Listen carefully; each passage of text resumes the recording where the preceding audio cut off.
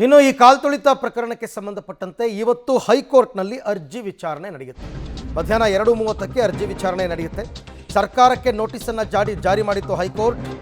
ಕಳೆದ ವಾರ ಅರ್ಜಿ ವಿಚಾರಣೆಯನ್ನು ಹೈಕೋರ್ಟ್ ನಡೆಸಿತ್ತು. ಅಂದರೆ ಈ ದುರಂತಕ್ಕೆ ಕಾರಣ ಏನು, ಯಾರು ಹೊಣೆ ಅಂತೆಲ್ಲ ಪ್ರಶ್ನೆ ಮಾಡಿದರು. ತನಿಖಾ ಪ್ರಗತಿ ವರದಿ ಸಲ್ಲಿಕೆಗೆ ಸೂಚನೆಯನ್ನು ಕೊಡಲಾಗಿತ್ತು. ಸೊ ಕ್ರಮ ಕೈಗೊಂಡ ಬಗ್ಗೆ ಕೋರ್ಟ್ ಗಮನಕ್ಕೆ ಈಗಾಗಲೇ ಸರ್ಕಾರ ತಂದಿದೆ. ಅಧಿಕಾರಿಗಳನ್ನು ಅಮಾನತು ಮಾಡಿರೋದು, 3 ಕಡೆ ತನಿಖೆ ಆಗ್ತಾ ಇದೆ. ಅಂದರೆ ಒಂದು ಕಡೆ CID, ಇನ್ನೊಂದು ಕಡೆ ಮ್ಯಾಜಿಸ್ಟ್ರೇಟ್ ಹಾಗೂ ನ್ಯಾಯಾಂಗ ತನಿಖೆ ನಡೀತಾ ಇದೆ. ಇದೆಲ್ಲದರ ಬಗ್ಗೆ ಕೋರ್ಟ್ಗೆ ಸರ್ಕಾರ ವರದಿಯನ್ನು ಕೊಡಬೇಕಾಗುತ್ತೆ, ಕೊಡ್ತಾರೆ. ನೋಡೋಣ. ಯಾಕೆಂದರೆ ಈಗ RCB ಮತ್ತು DNA FIR ರದ್ದತಿಗೆ ರಿಟ್ ಅರ್ಜಿ ಸಲ್ಲಿಸ್ಕೊಂಡಿದೆ. ಸೊ ಈ ರಿಟ್ ಅರ್ಜಿಯ ವಿಚಾರಣೆ ಕೂಡ ಇವತ್ತು ಆಗಬೇಕಾಗಿದೆ. ಜೊತೆಗೆ ಈ ಹಿಂದೆ